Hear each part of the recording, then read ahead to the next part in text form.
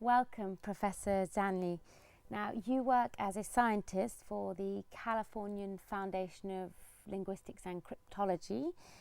Can you tell us a little bit about your findings on this mysterious civilization, this African civilization, and also how you came to be involved in all of this? Well, as far as I was concerned, everything started in June 2006 with a German director. I received one day a call from Berlin, and this director was doing a documentary about the fall of the Berlin Wall and the consequences after that. And during his research, he came across a very strange text. So he talked to several specialists in Europe, and they came out saying it's some sort of dialect from Africa, and they thought at the time could be Lingala, some sort of Lingala. Lingala. Now, can you tell us a little more about this? I'm not familiar with the Lingala language, and what were the concerns at this point? Well, I use more classical methods of cryptology, so based on the rates, sequences, repetition, in order to come out with a translation. And then what I've done after that is I've tried to meet the director in Germany. The director is doing the documentary, but his assistant told me at the time he was in Istanbul, and I went to Germany and I couldn't meet him at all. And after that, I was trying to meet the director who was doing the documentary in Germany. When I called Berlin, they told me he was away in Istanbul. So I traveled to Berlin anyway in order to see the documentary or the document itself, but no luck. However, someone close from production gave me access to a document.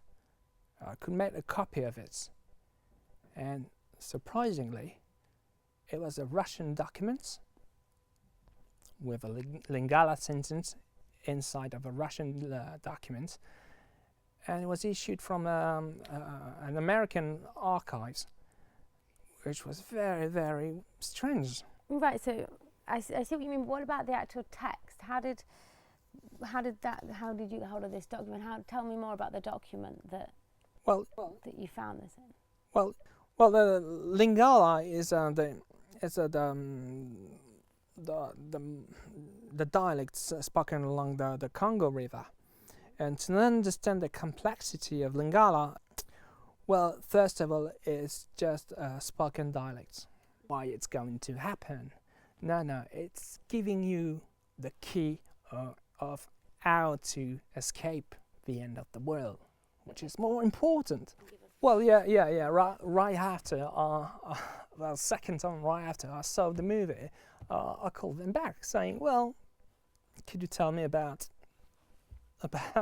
how you, the process, how you write the script, how you did your research and everything. But the scriptwriter told me, or the production at the time, I don't know if I spoke to the right person, just told me, well, they got the ideas from another fiction or other movies.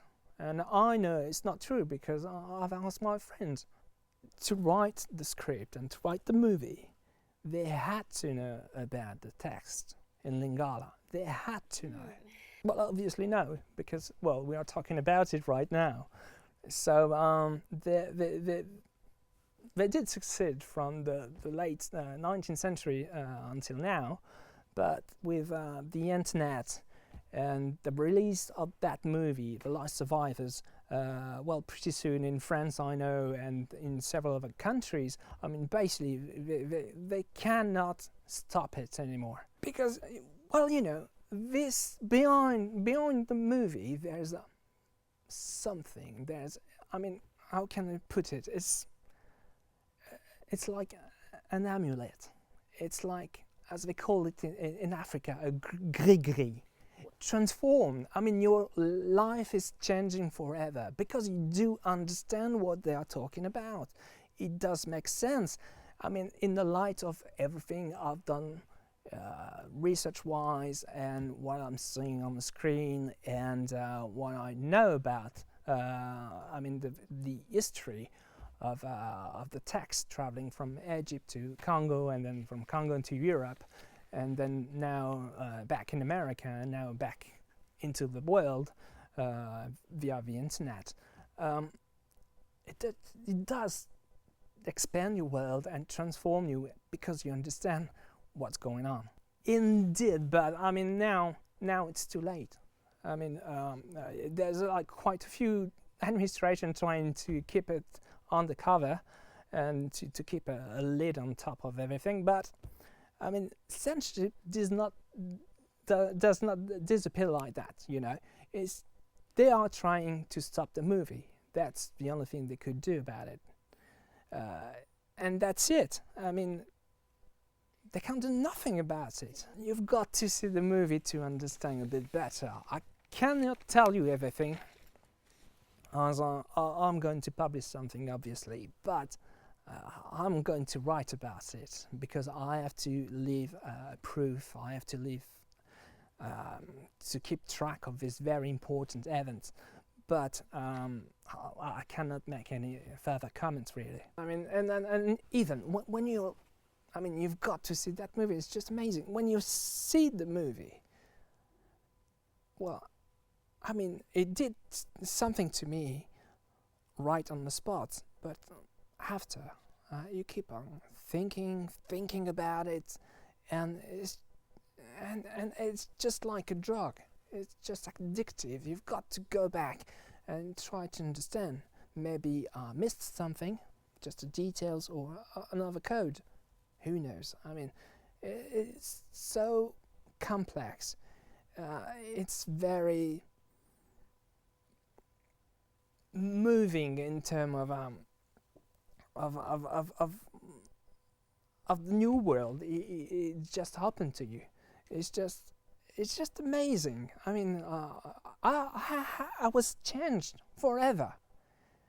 And I know that there's a solution, and I know there is something that was hidden for years and centuries to the public, because powers and governments and politicians didn't want to let the public know.